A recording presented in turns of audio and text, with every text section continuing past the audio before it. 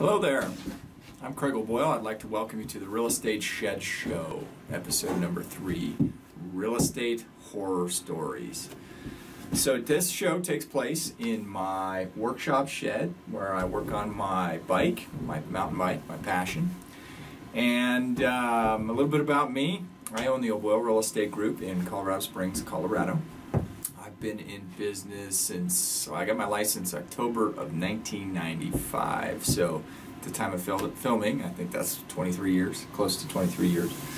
And over those years, I have seen a lot. I've seen a lot of interesting things.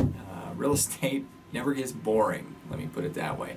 I also have another saying: I feel like it's not a real estate transaction unless there's some either minor or major thing that goes wrong. So today I'm going to start talking about a little bit of the majors, maybe some of the minors.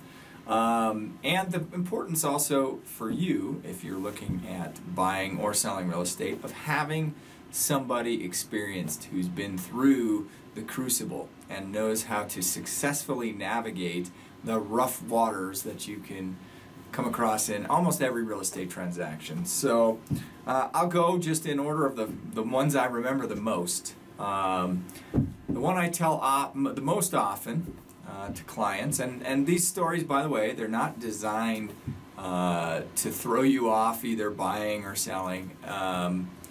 Things can go wrong in real estate, but a good professional can pick up the pieces as best as can be picked up. So in this scenario, I'm going to talk about a seller I was helping. He was looking to sell his property along with go ahead and buy another. So we put his home on the market and were able to successfully get a contract, at which point we could then go out and put a contract on a home to purchase contingent upon the sale of the first home.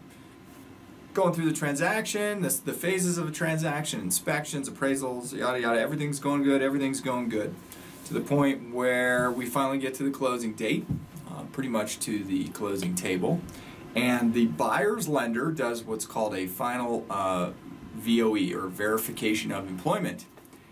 And lo and behold, he calls the buyer's employer, and the buyer had lost his job a week prior to the closing.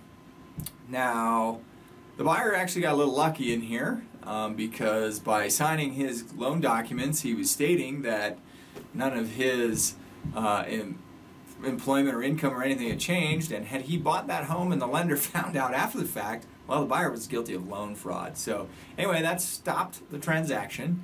My seller had moved out of the property, put his stuff in storage. The buyer had his stuff in the driveway in a pod, and yeah, we were ready to go. But that deal was dead, and obviously my buyer could not close on the other home the next day. Fortunately for my seller, the home he was buying was gracious enough to work with us and keep it in contract, allowed us to go out and put it back on the market. We quickly found another buyer. We quickly made sure that the transaction wasn't going to have that same kind of problem again, and everybody came out well in the end, except for the buyer who had lost his job. So horror story number 1, obviously, is the moral of it is no deal is done until it's done. You do have to have contingency plans for things that can go wrong or plans that can change in a real estate transaction. Let's see, the next one. The next one I'm going to talk about generally has to deal with condition.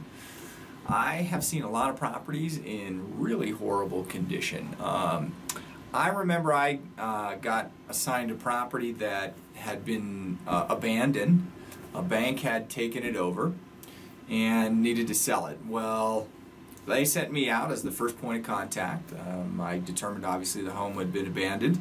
Had a locksmith come in, open it up, and I walked into the garage, and the first thing I said was, my nose said, "Where's the body?" Turns out that this fella had been a hunter and had one of those large freezers. Well, he had full-size dead deer in that freezer. I mean, when I called the utility company, I think the utilities had been off for about 6 months. And needless to say, that freezer reeked. It was very bad. What we ended up doing was sealing the whole thing up, bringing in a forklift, lifting it out, putting on a truck to take away and dispose of. So, yeah, that was an interesting one. Other ones, not necessarily humorous, but I have gone into properties that needed an evaluation, and turns out the property was a murder house. That was an eye-opening experience for me. A little disturbing to walk into a home and they essentially had cut out the carpet where the body was. So, yes, most of the stuff, though, when you're dealing with a real estate transaction, you're not dealing with those crazy things, or those crazy things aren't going to happen. Once again, it pays to have a solid professional on your side who knows how to deal with the things that can go wrong in a transaction, and is hopefully doing things up front that keep the process, from getting into the choppy waters and stays on the rails to a successful closing for you. So, anyway, I hope you've enjoyed this episode of the Real Estate Shed Show. Once again, my name is Craig O'Boyle. I'm with the O'Boyle Real Estate Group in Colorado Springs, Colorado.